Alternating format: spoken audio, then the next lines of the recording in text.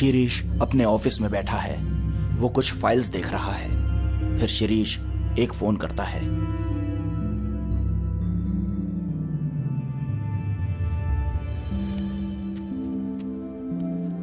Mister Vipin, please आइए। आपको थोड़ा वेट करना पड़ा, इसलिए सॉरी। अरे कोई बात नहीं, मैं समझ सकता हूँ। कहिए, मैं आपकी क्या सेवा कर सकता हूँ? मिस्टर शिरीष, क्या मैं आपके काम पर भरोसा कर सकता हूँ? सर, आज तक हमारे किसी भी क्लाइंट को कोई शिकायत नहीं मिली है। मिस्टर शिरीष, मुझे आज रात को ही सारा काम पूरा करवाना है, क्योंकि कल से मेरे बंगले का रेनोवेशन शुरू हो रहा है। कोई बात नहीं सर, आपका काम हो जाएगा। मेरे पास एक्सपर्ट लोग हैं। आप एड्रेस दे दीजिए, आज रात को ही हम सारा काम पूरा कर देंगे। आपकी फीस? आप मेरे असिस्टेंट से बात कर लीजिए, वो आपको सब डिटेल्स दे देगा। ठीक है, आप आज रात मेरे बंगले पर पहुंच जाइए। ये रही बंगले की चाबी। बाय द वे, आपके ऑफिस में लगी हुई ये पेंटिंग कुछ खास अच्छी नहीं है। मतलब रियल वाला फील नहीं आ रहा है। विपिन वहां से उठकर शिरीष से हाथ मिलाकर चला जाता है। शिरीष विपिन के इस रवैये से थोड़ा सोच में पड़ जाता है।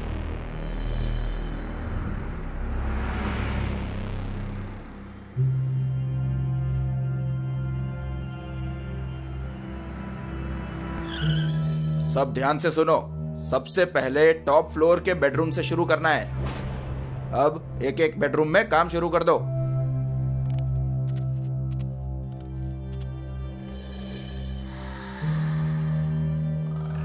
इतनी सारी पोर्ट्रेट्स इतनी असली लग रही है कि ऐसे लगता है वो बोल उठेगी। लेकिन सब चेहरे डरे हुए क्यों लगते हैं? बहुत अजीब है।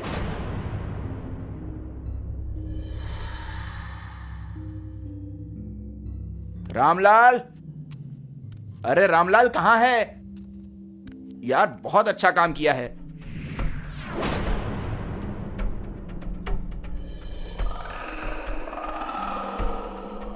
रामलाल, ओ रामलाल, हरिया, ओ हरिया, कहां चला गया?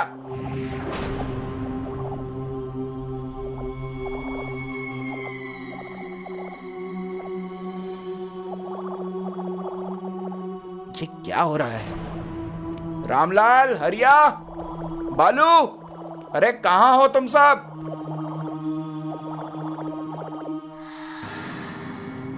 अरे ये किसकी फोटो एल्बम है?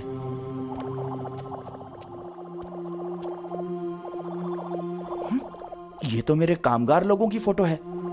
ये यहां क्या कर रही है? हे भगवान, यहां मेरी फोटो भी है, लेकिन क्यों?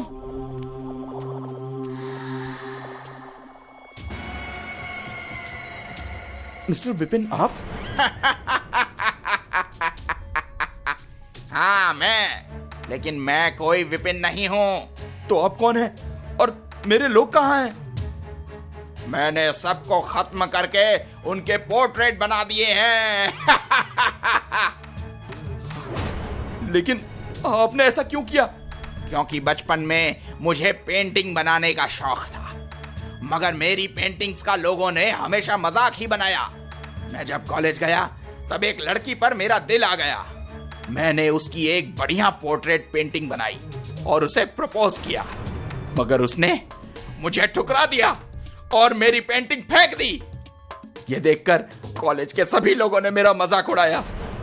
वही सोचते हुए मैं मोटरसाइकिल से अपने बंगले पर आ ही रहा था कि मेरा एक्सीडेंट हो गया।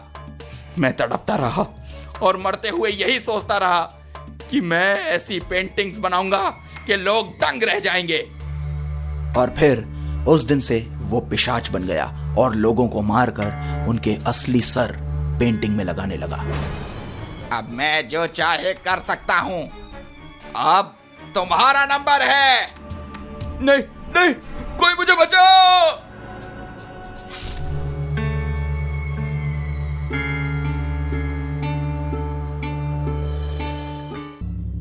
प्रकृति के साथ छेड़छाड़ करने वालों को प्रकृति कभी माफ नहीं करती। आज की कहानी कुछ ऐसी ही है। एक आदमी ने प्रकृति का संतुलन बिगाड़ने की कोशिश की, पर वो वैसा कर नहीं पाया। उल्टा उसे ही ऐसी सजा मिली कि उसके बाद कोई भी आदमी ऐसा करने की सोचेगा भी नहीं। शमशेर अपनी छत पर खड़ा होकर आसमान में अपनी बंदूक से किसी पर निशाना लगा रहा था। अचानक उसे कुछ दिखा और उसने जोर से एक गोली फायर की। वो गोली सीधी जाकर उड़ती हुई चिड़िया को लगी और वो नीचे गिरकर मर गई। मंगू, उस चिड़िया को उठाओ, मैं दूसरी गिराता हूं। मंगू शमशेर का वफादार नौकर था। शिकार उठाकर घर में लाने के लिए शमशेर ने इसे काम पर रखा था। मंगू ने वो मरी हुई चिड़िया उठाई और एक बक्से में रख दी। उसके बाद शमशेर ने 3 और गोलियां मारकर 3 चिड़ियों को जान से मार दिया। मंगू, उन तीनों को भी अंदर ले आओ। आज तो शिकार करने में मजा ही आ गया। आज बहुत अलग तरह के पंछी मिले, घर की तो रौनक बढ़ जाएगी। मंगू चारों चिड़ियों को घर के अंदर ले आया। शमशेर भी ऊपर से नीचे आकर उन चिड़ियों को देखने लगा। मंगू एक आज्ञाकारी नौकर की तरह शमशेर की सारी बातें मानता था। वो तुरंत अंदर चला गया। इतने में शमशेर की बीवी रानी बाहर आई। ओ रानी, आओ आओ, आज के शिकार देखकर तुम बहुत खुश हो जाओगी। आज मुझे 2 नई जाति के पंछी मिले हैं। शमशेर, तुम्हें मैंने कितनी बार कहा है कि तुम्हारा इन पंछियों को मारना मुझे बिल्कुल पसंद नहीं है, फिर भी तुम क्यों इन मासूमों की जान लेते हो? रानी, अब ज्यादा इमोशनल होने की कोई जरूरत नहीं है। किसी को कुछ पता नहीं चलेगा। और इतने पंछी हैं इस दुनिया में, अगर मैं 2-4 को रोज मार दूंगा तो क्या फर्क पड़ जाएगा?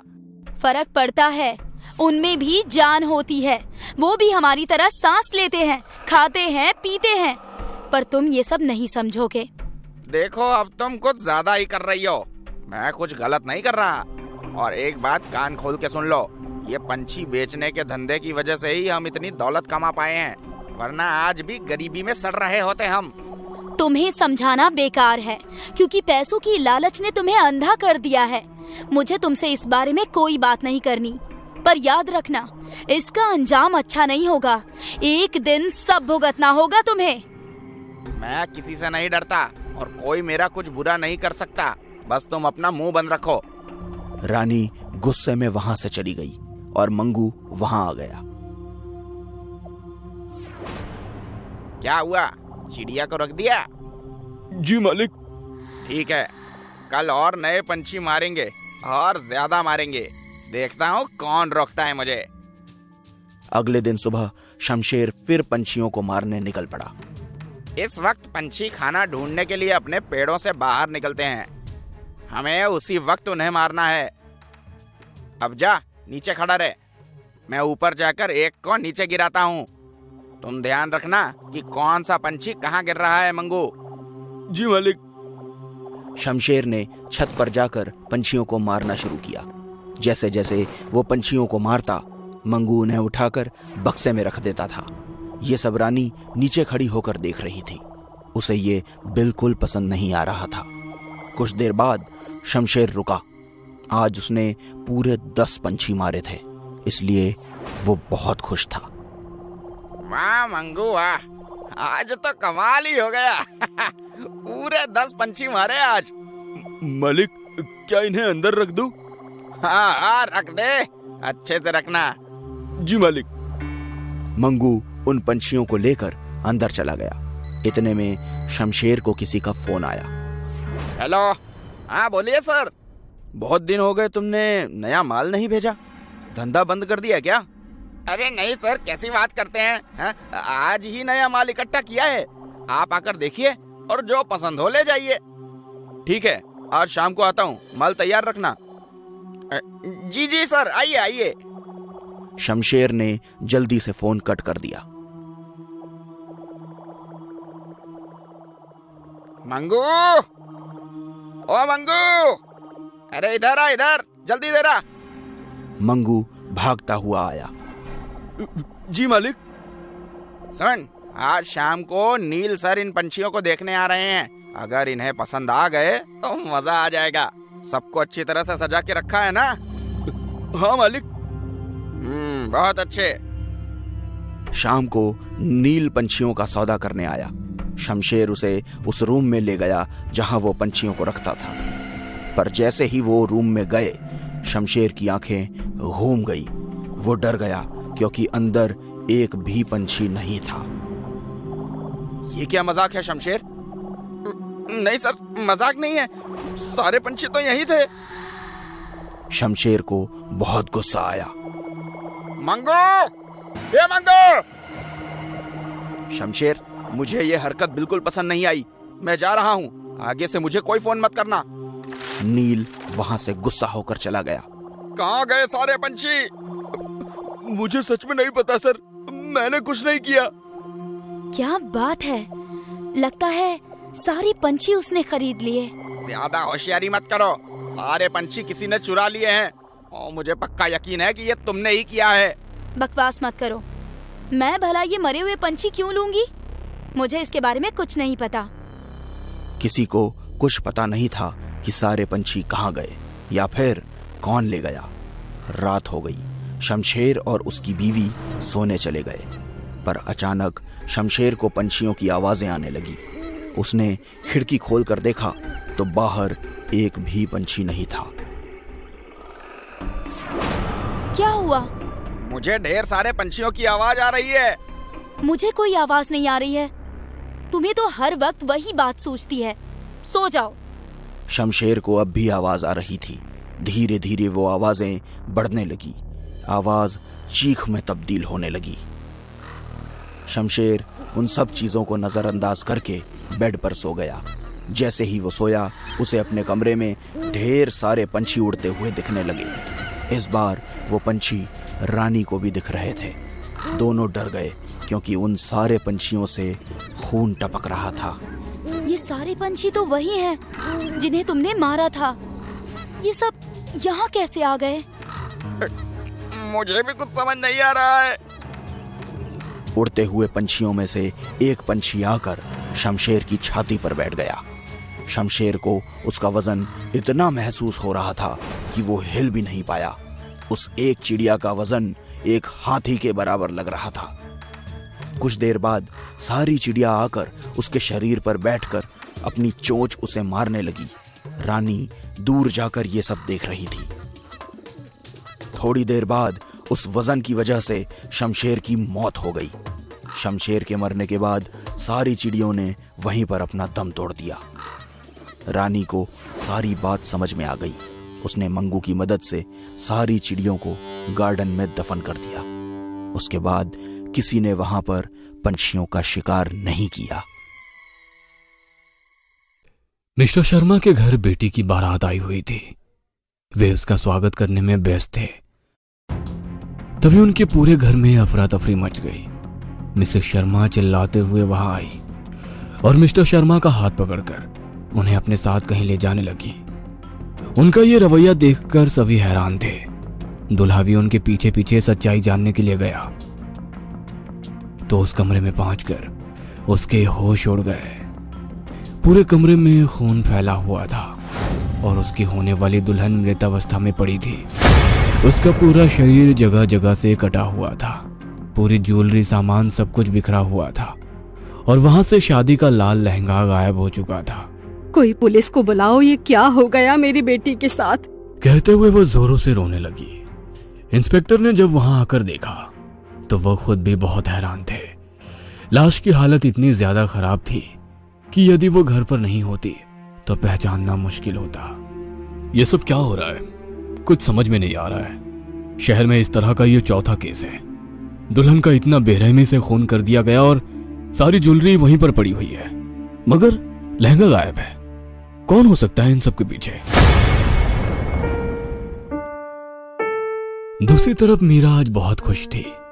4 दिनों के बाद उसकी शादी थी। सभी लोग शादी की तैयारी में व्यस्त थे, मगर सबके मन में कहीं ना कहीं शहर में होने वाली घटनाओं को लेकर असमंजस की स्थिति बनी हुई थी।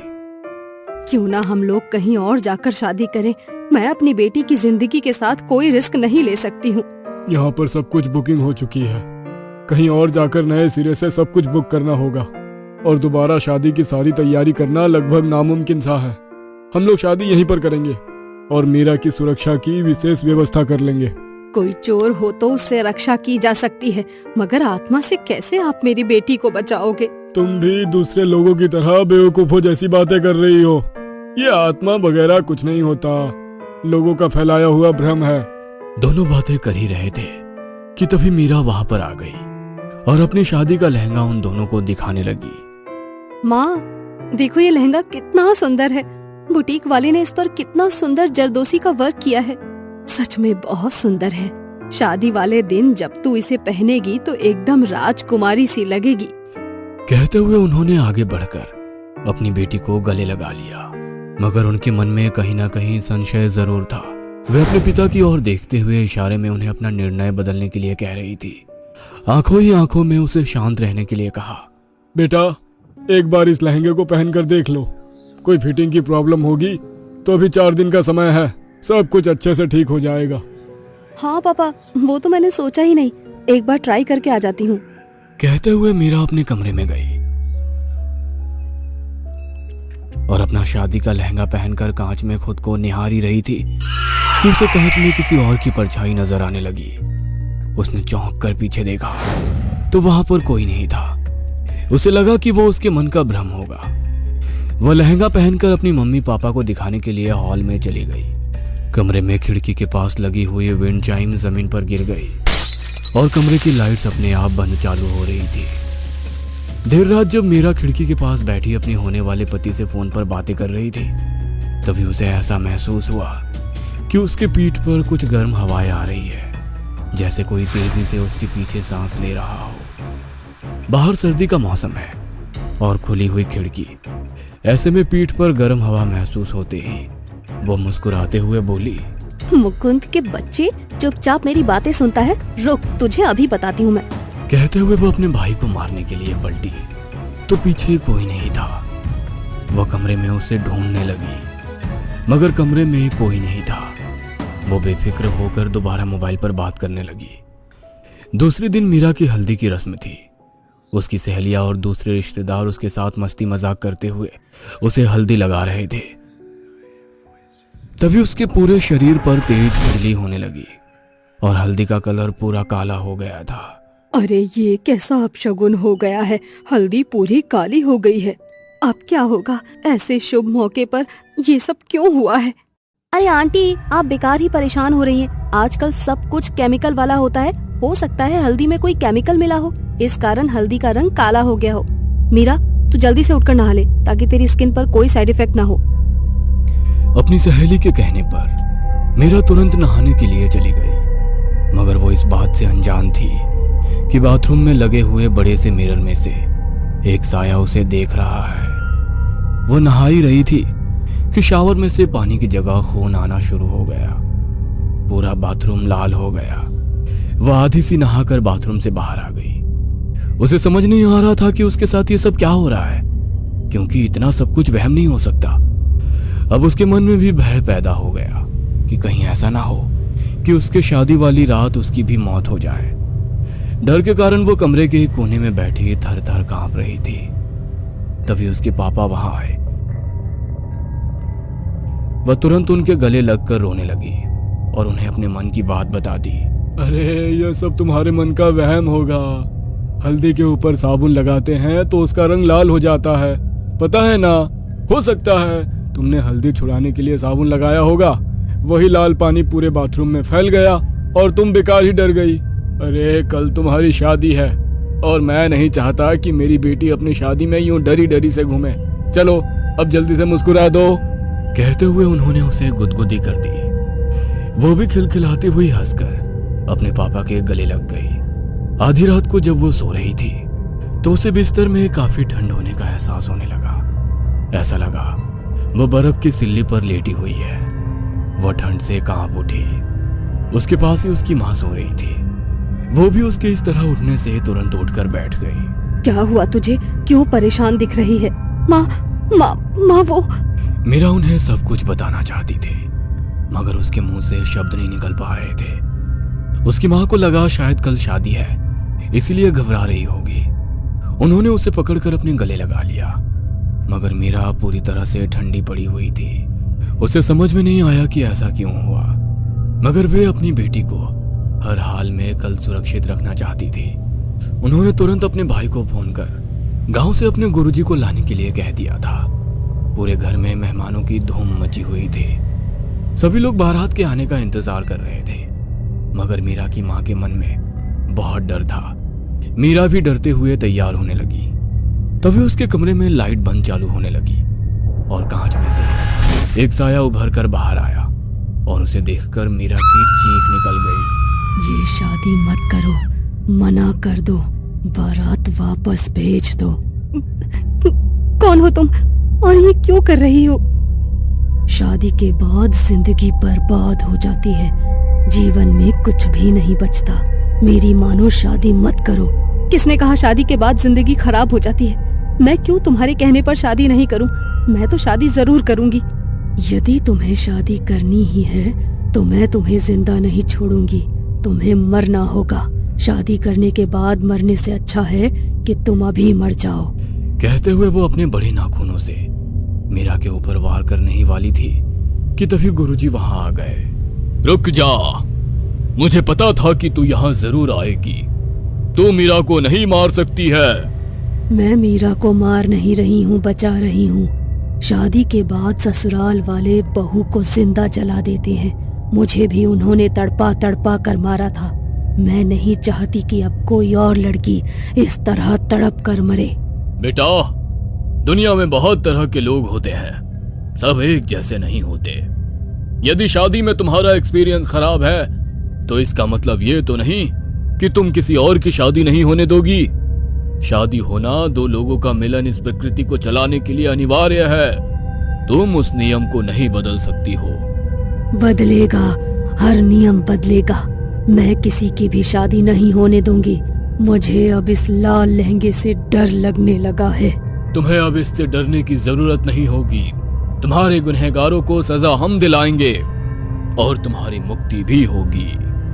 कहते हुए गुरुजी ने कुछ मंत्रों का जाप करते हुए गंगा जल उसके ऊपर छिड़का तो वो खूबसूरत सी लड़की में बदल गई। उसने अपनी पूरी कहानी उन लोगों को सुनाई। तभी गुरुजी ने उसके घर वालों को सजा दिलवाने का विश्वास दिलाया और फिर उसे मुक्ति दे दी। मीरा की शादी बहुत धूमधाम से हो गई। लाल लहंगे में सजी हुई मीरा बहुत खूबसूरत लग रही थी। उसने अपनी शादी के बाद गुरुजी की मदद से उस लड़की के ससुराल वालों को सजा दिलाई और अपना वादा पूरा किया।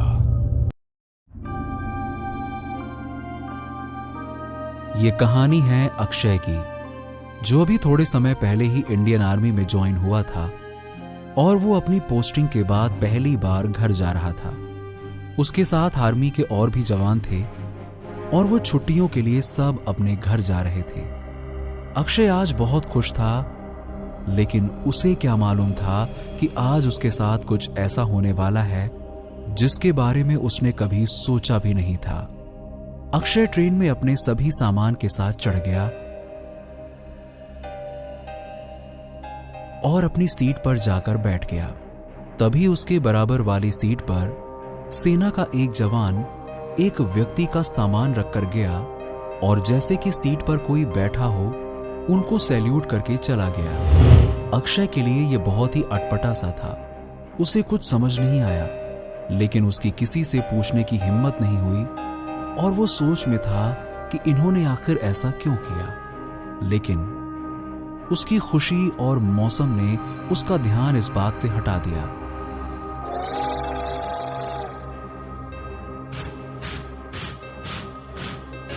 थोड़ी दूर जब ट्रेन चल चुकी थी तो उसने महसूस किया कि उसके बराबर वाली सीट पर कोई बैठा है। उसने जैसे ही देखा तो वहां पर सेना की वर्दी पहने, सिर पर पगड़ी बांधे एक व्यक्ति बैठा है। अक्षय के मन की बेचैनी बढ़ जाती है और वो पूछता है कि क्या ये सीट आपकी है? तो वो व्यक्ति सिर हाँ में हिला देता है। अक्षय उनकी वर्दी और उनके मेडल्स देखकर समझ जाता है कि ये आर्मी में कैप्टन है, इसीलिए इनका सामान रखने आर्मी के जवान आए होंगे। वो ये सब अपने मन में सोच ही रहा होता है कि ये सोचते सोचते न जाने कब उसे नींद लग जाती है।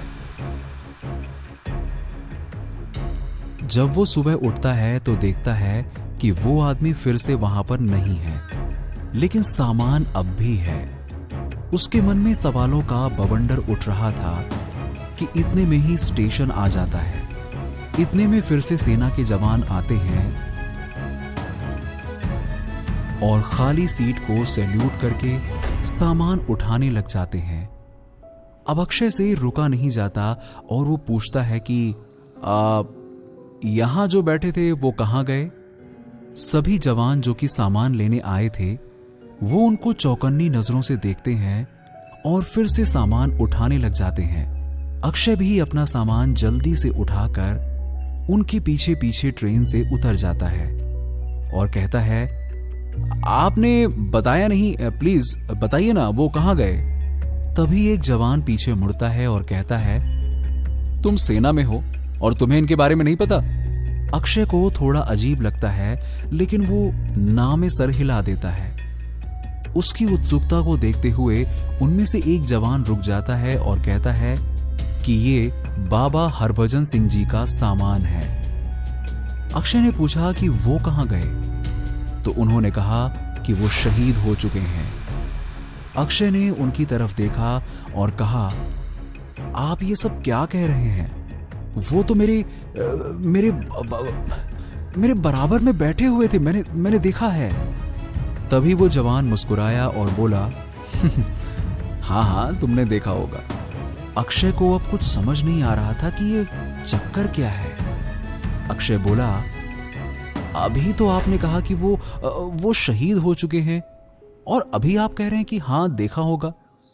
भला जो व्यक्ति इस दुनिया में ही नहीं है उसे मैं कैसे देख सकता हूं? और तो और आप उनका सामान क्यों और कहां ले जा रहे हैं? तभी वो जवान बोला कि ये बात तुम्हारी समझ में तब तक नहीं आएगी जब तक तुम्हें उनकी पूरी कहानी नहीं पता होगी। और जो तुम कह रहे हो कि तुमने उनको देखा है, बातें करी हैं, ये बहुत ही आम बात है, अक्सर ऐसा होता रहता है। अक्षय तुरंत बोला, आप मुझे उनके बारे में सब कुछ बताइए ना, आखिर ये सब क्यों होता है और मुझे इनके बारे में सब कुछ जानना है। तभी वो जवान बोला, तो सुनो, ये बात है कैप्टन हरभजन सिंह की, जिन्हें सभी सम्मान में बाबा हरभजन सिंह कहते हैं। 12 फरवरी 1966 हरभजन सिंह ने इंडियन आर्मी ज्वाइन की थी। उनकी देश के प्रति सच्ची निष्ठा थी और वो देश पे मर मिटने के लिए हमेशा तैयार रहते थे। एक बार जब बाबा हरभजन सिंह सिक्किम के गंगटॉप पर अपनी ड्यूटी कर रहे थे और वहां का मौसम ऐसा है जिसके चलते बर्फबारी होना बड़ी आम सी बात है। 1968 की बात है जब एक दिन बाबा हरभजन सिंह जी कुछ मुसाफिरों को बर्फीला रास्ता पार कराने में उनकी मदद कर रहे थे।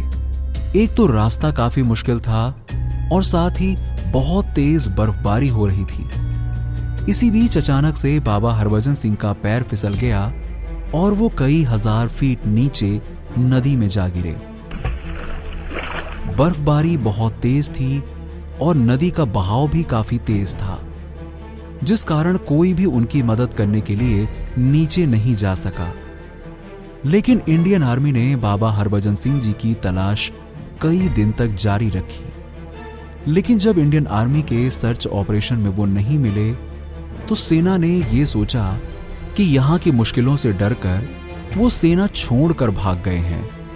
इतना ही नहीं, सेना ने उन्हें भगोड़ा भी घोषित कर दिया। लेकिन उसी रात वो अपने एक दोस्त के सामने आए और उसे बताया कि वो कहां पर हैं। उनके दोस्त ने वहां पर अपने साथियों के साथ बाबा हरभजन सिंह को ढूंढना शुरू कर दिया। जो जगह बाबा हरभजन सिंह ने अपने दोस्त के सपने में आकर बताई थी, उनकी बॉडी वहीं पर मिली, जिसके बाद सम्मान पूर्वक बाबा हरभजन सिंह जी को शहीद का दर्जा दिया गया। बात यहीं पर खत्म नहीं हुई। थोड़े दिन बाद बाबा हरभजन सिंह जी अपने दोस्त के सपने में एक बार फिर से आए और उन्होंने चाइना की आर्मी के एक बहुत बड़े प्लान के बारे में अपने दोस्त को बताया, जिससे निपटने के लिए इंडियन आर्मी ने अपना प्लान तैयार किया और चाइना के बनाए प्लान को बेकार कर दिया। इंडिया चाइना बॉर्डर पर ड्यूटी करने वाले ऑफिसर्स ने भी कभी न कभी ये महसूस किया है कि कोई और भी उनके साथ ड्यूटी कर रहा है। इतना ही नहीं, अगर ड्यूटी के टाइम कोई जवान सो जाता है तो बाबा हरभजन सिंह जी उसे चांटा मारकर जगा भी देते हैं। ऐसा एक या दो नहीं बल्कि कई जवानों के साथ हुआ है। बाबा हरभजन सिंह के मरने के बाद भी उनके अंदर देशभक्ति का जो जज्बा था वो नहीं मरा, जिसके कारण वो आज भी देश की सेवा कर रहे हैं। उन्होंने कई जवानों की जान बचाई है और साथ ही इंडियन आर्मी ने भी बाबा हरभजन सिंह जी की प्रेजेंस को एक्सेप्ट किया है और उनके सम्मान में उनको बाबा हरभजन सिंह का नाम मिला। साथ ही उनके सम्मान में गैंगटॉक से 56 किलोमीटर दूर नथुल्ला दर्रा पर उनका एक मंदिर भी बनाया गया है और वहां पर सेना का हर जवान जाकर माथा भी टेकता है। आज भी जब भी इंडिया और चाइना की आर्मी के बीच कोई बातचीत होती है तो उसमें बाबा हरभजन सिंह जी की भी एक कुर्सी छोड़ दी जाती है। इतना ही नहीं, बाबा हरभजन सिंह जी को सेना के नियमों के अनुसार उन्हें सैलरी और 2 महीने की छुट्टी भी दी जाती है और उसी छुट्टी के लिए आज हम उनका सामान लेकर उनके घर जा रहे थे। समझे आप? ये सब सुनकर अक्षय के रोंगटे खड़े हो गए और साथ ही देश पर मर मिटने का जज्बा और भी मजबूत हो गया। तो ये थी बाबा हरभजन सिंह की कहानी, जिन्हें उनके देश प्रेम ने अमर कर दिया और वो आज भी इंडियन आर्मी की मदद करते हैं। आज भी जब भी कभी चाइना इंडियन आर्मी पर अटैक करने का प्लान बनाता है तो बाबा हरभजन सिंह जी इंडियन आर्मी को आकर बता देते हैं। और इतना ही नहीं, इंडिया चाइना वॉर में भी बाबा हरभजन सिंह जी इंडियन आर्मी के साथ पूरे जोश और जज्बे से लड़ते हैं। ये कहानी है देश प्रेम और सच्ची निष्ठा की, जो हमें सिखाती है कि देशभक्ति और देश प्रेम क्या होता है। कैसे भारतीय सेना के जवान अपने प्राणों की परवाह किए बिना देश सेवा में लगे रहते हैं। आज भारत के साथ साथ हम और आप ऐसे ही देश प्रेमियों के कारण सुरक्षित हैं। उनके जज्बे और समर्पण को दिल से सलाम करते हैं। ये एक सच्ची घटना है और साथ ही बाबा हरभजन सिंह जी के ऐसे अनेक किस्से हैं जिन्हें कि लोगों ने महसूस किया है। आज भी बाबा हरभजन सिंह जी को छुट्टी भी मिलती है और वो वापस पोस्टिंग पर भी आते हैं जैसे कि बाकी सेना के जवान, और वो जो भी जानकारी देते हैं वो सब सच होती है, जिससे कि इस बात की सच्चाई का पता चलता है। बाबा हरभजन सिंह जी पूरे देश के लिए प्रेरणा है। उनके जज्बे को फिर से एक बार दिल से सलाम।